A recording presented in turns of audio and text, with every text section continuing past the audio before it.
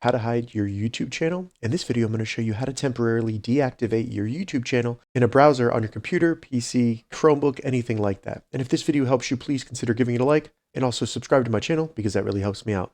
So the first thing we need to do is simply navigate to youtube.com, log into your account. So YouTube gives us the ability to hide our channel.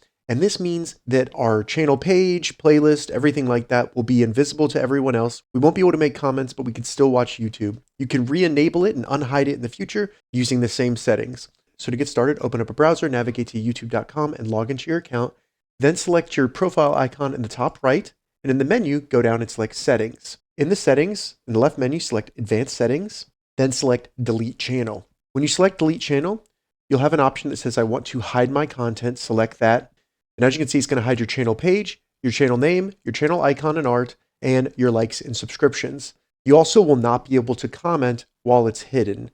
So go ahead and select that, and then select Hide My Content. You'll need to enter your account password, and then confirm you do indeed want to hide your content.